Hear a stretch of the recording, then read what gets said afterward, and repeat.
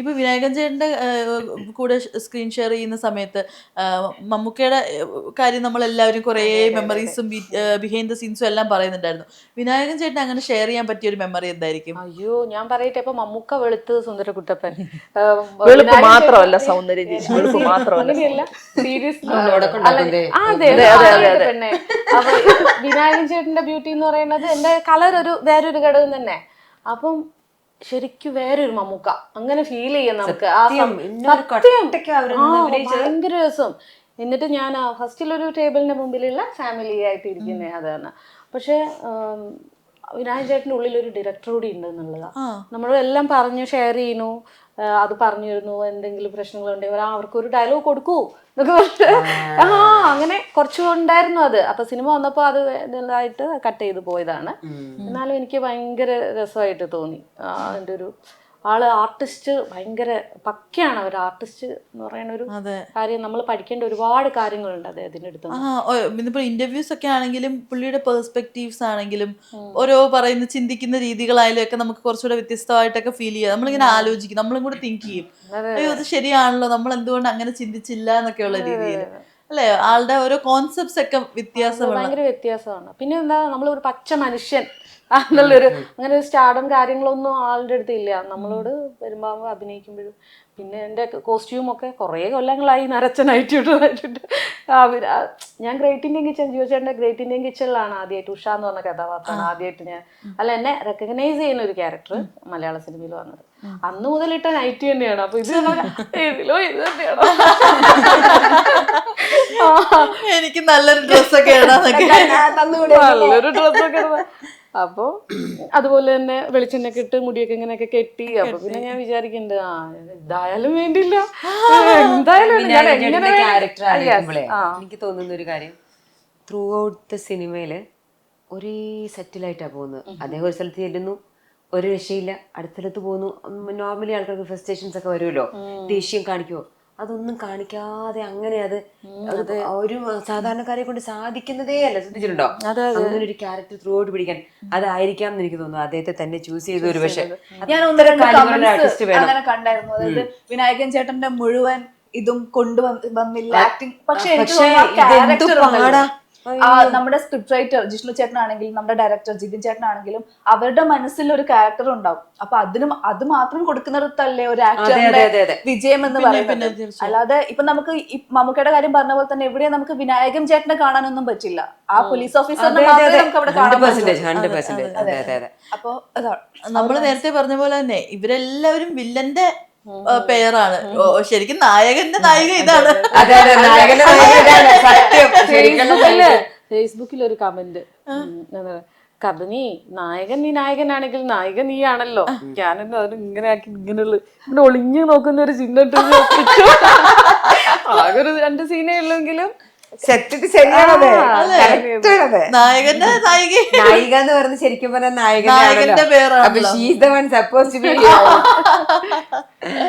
അപ്പൊ പക്ഷെ അതുപോലെ തന്നെ ഈ നിങ്ങളുടെ ഹീറോയിൻ ഇൻട്രൊഡക്ഷൻ ഒരു ഡേ ഉണ്ടായിരുന്നില്ല, എല്ലാവരെയും അയ്യോ വന്നിട്ടില്ലായിരുന്നല്ലേ? പക്ഷെ വന്നില്ലെങ്കിലും ഇതിപ്പോ നമ്മൾ ഏറ്റവും ഭയങ്കര പ്രിയപ്പെട്ടതായിട്ടോ അത് കണ്ടില്ലെങ്കിലും ഞങ്ങൾ നേരത്തെ പറയായിരുന്നു ചേച്ചിയുടെ ഒരു സംസാര രീതിയുണ്ട്. അതായത് കുഞ്ഞെ കൊച്ചേ, അതായത് മോളെ കുഞ്ഞെ ഇങ്ങനെ മുടി കെട്ടി നോക്കൂ, കുഞ്ഞെ ഇങ്ങനെ ചെയ്താൽ ഭംഗിയുണ്ടാവും എന്നൊക്കെ പറയും. നമുക്ക് എന്തെങ്കിലും ഉണ്ടെങ്കിൽ ചേച്ചി കൊള്ളാമോ, ഇങ്ങനെ കൊള്ളാമോ, അങ്ങനെ കൊള്ളാമോ എന്ന് ചോദിക്കാൻ പറ്റിയ ഒരാളാണ്. നേഴ്സാണ്, അറിയില്ലേ? മദർ ഓഫ് ഡ്രാഗൺസ് എന്നൊക്കെ പറയുന്നത് മദർ ഓഫ് കലങ്കാവ്.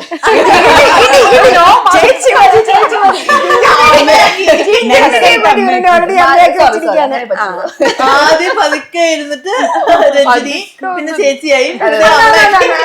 അല്ലല്ല, നമുക്ക് ഏജ് വൈസ് അല്ലെങ്കിലും നമുക്കൊരു എനിക്ക് പെൺകുട്ടികളെ ഭയങ്കര ഇഷ്ടമാണ്. ശരിക്കും ഭയങ്കര ഇങ്ങനെ ആൺകുഞ്ഞുങ്ങളാണ്, അതുകൊണ്ടായിരിക്കും ഇവരോടൊക്കെ ഭയങ്കര ഇഷ്ടം. ഇങ്ങനെയൊക്കെ ഡ്രസ്സൊക്കെ ഇടുന്നത് എനിക്ക് ഭയങ്കര ഇഷ്ടപ്പെട്ടു.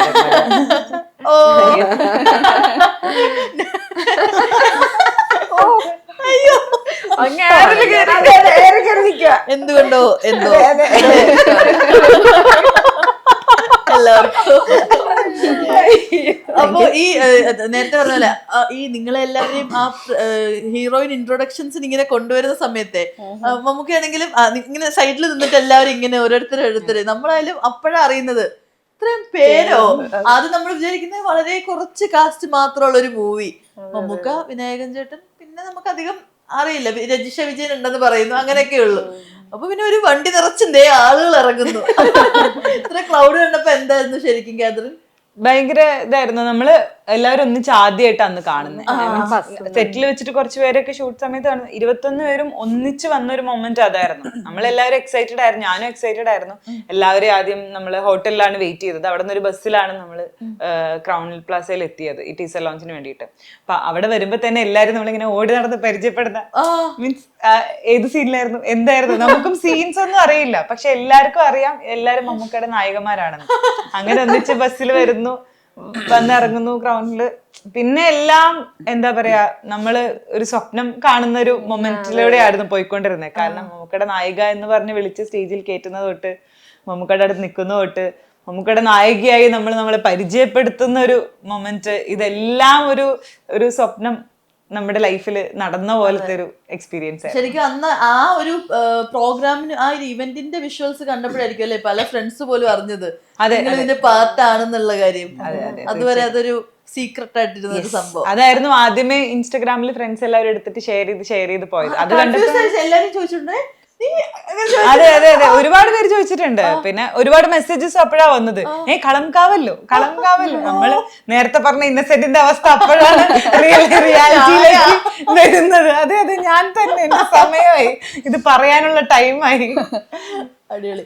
ഇപ്പൊ സുഹാന ശരിക്കും പറഞ്ഞാല് ഇപ്പൊ നേരത്തെ പറഞ്ഞായിരുന്നല്ലോ വാപ്പയും ഉമ്മയും രണ്ടാളും പോലീസുകാരാണെന്നൊക്കെ. അപ്പൊ പോലീസുകാരുടെ കുട്ടി, അതെ, പോലീസ് കുട്ടി എങ്ങനെ സിനിമയിലേക്ക് എത്തിയത്? നല്ല ചോദ്യം, വളരെ നല്ല ചോദ്യം. നല്ല ക്വസ്റ്റ്യൻ. അടുത്ത ക്വസ്റ്റ്യൻ അങ്ങനെയാണോ? എന്റെ പേരിൽ അബി സുഹാനയുടെ അബി തന്നെ ഉള്ളത്. ഈ കൈക്കുഞ്ഞായിരുന്ന സമയത്ത് എന്റെ ഉമ്മ വിചാരിച്ചു ഞാൻ PSC ലിസ്റ്റില് S കാരണം പുറകിലാവാൻ പാടില്ല എന്ന് പറഞ്ഞിട്ടാണ് അബി എന്നൊരു പേരിട്ട. അപ്പൊ PSC എന്ന് പറയുന്ന ഒരു സാധനം എന്റെ വീട്ടിൽ അത്രയ്ക്ക് ഇമ്പോർട്ടന്റ് ആണ്. അപ്പൊ അങ്ങനെ വരുമ്പോ എനിക്ക് എന്റേതായ വീട്ടിൽ അത്രയും പ്രഷർ ഉണ്ട്. അപ്പൊ എനിക്ക് എന്റേതായ എന്തെങ്കിലും ചെയ്യണമല്ലോ, വേറെ എന്തെങ്കിലും വേണമല്ലോ എന്നൊരു സാധനം എന്നാണ്. പിന്നെ എനിക്ക് പൊക്കം ഉള്ളതുകൊണ്ട് ഓട്ടോമാറ്റിക്കലി ഞാൻ ഒന്ന് മോഡലിംഗിൽ എത്തി. ഞാൻ മിടുക്കി എന്ന് പറയുന്ന ഒരു റിയാലിറ്റി ഷോയിലുണ്ടായിരുന്നു, മഴവിൽ മനോരമയില്. എന്റെ വീടിന് തൊട്ടടുത്ത് അതിന്റെ ഓഡിഷൻ നടക്കുന്നത്. അപ്പൊ അതിന് പങ്കെടുത്ത് അത് കിട്ടുന്നതിന് തൊട്ടാണ് ഇത് ഓക്കെ ആയിട്ടുള്ള ഒരു ഇൻഡസ്ട്രിയാണ്, എന്റെ ഡിസിഷന് ഒരുപാട് പവർ ഉണ്ട്, ഞാൻ എനിക്കത് മിയാൻഡർ ചെയ്യാൻ പറ്റുന്ന തോന്നിയാണ് ഞാൻ ഇതിലേക്ക് എത്തുന്നത്. അങ്ങനെ അപ്പൊ വീട്ടില് ഫാമിലിക്ക് ഇഷ്ടമായിരുന്നു സിനിമ? എനിക്കത് ഹാൻഡിൽ ചെയ്യാൻ പറ്റും, ഞാൻ എവിടെ പോയാലും അതുപോലെ തിരിച്ചു വരും. എനിക്ക് എന്റെ ആര് കൊണ്ടുപോയാലും 2 ദിവസം കൊണ്ട് അവിടെ ചെന്നാലും എവിടെ ചെന്നാലും. പിന്നെ എന്റെ വീട്ടിൽ ഒരുപാട് റൂൾസ് ഉണ്ട് കേട്ടോ. അതായത് ഞാൻ ഏത് സ്ഥലത്തെത്തിയാലും അവിടെ ലൊക്കേഷൻ പോകണം. ഞാൻ എവിടെ താമസിച്ചാലും അവിടെ എന്റെ പാപ്പയും പോലീസുകാരെ വിട്ടിട്ട് ആ ഹോട്ടൽ ഓക്കെ ആണോ അതെല്ലാം അന്വേഷിക്കും. ഇറ്റ് വാസ് വെരി അതൊരു ഗതികേടുമാണ് ആക്ച്വലി നമുക്ക് ചെയ്യേണ്ടി വരുന്നതിന്റെ.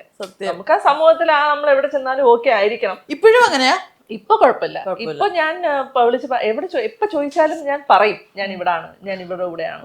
അങ്ങനെ അത്രയും പ്രഡിക്റ്റബിൾ ആയപ്പോഴത്തേക്കാണ് അവർക്ക് ഞാൻ എവിടെ ചെന്നാലും ഞാൻ എന്റെ സേഫ്റ്റി നോക്കും എന്നുള്ളൊരു സംഭവം വന്ന് അങ്ങനെയാണ്. നമ്മളെല്ലാം നിരീക്ഷണത്തിലാണ്. അപ്പൊ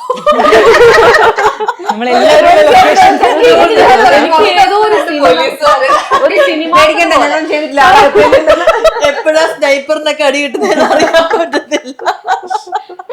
അപ്പൊ അങ്ങനെ എപ്പോഴും ഒരു Z+ സെക്യൂരിറ്റി. അതെ. പിന്നെ പോലീസുകാരൊക്കെ എന്ന് പറഞ്ഞാൽ എനിക്ക് ഒരു പേടിയില്ല. പക്ഷെ അത് എന്റെ ഒരു പ്രിവിലേജ് കൂടെയാണ്. എനിക്ക് തറവാട് പോലെ പോലീസും ജയിലും എന്ന് പറഞ്ഞാൽ, പോലീസ് സ്റ്റേഷനും ജയിലും എന്ന് പറഞ്ഞാൽ ഞാൻ ഏത് പതിരാത്രി വേണോ എനിക്ക് ഓടിച്ചെല്ലാം എന്നുള്ളൊരു സംഭവമാണ്. അത് ആക്ച്വലി പ്രിവിലേജ് ആണ്, എല്ലാവർക്കും അങ്ങനെ പറ്റുന്നില്ല. പക്ഷെ അത് പോസിബിൾ ആണ്. പോലീസുകാർ നമ്മളെ ഹെൽപ്പ് ചെയ്യാനാണ് നിൽക്കുന്നത്. അവർക്ക് ഒരുപാട് പൊളിറ്റിക്സ് അകത്തുണ്ട് ഇപ്പോഴും.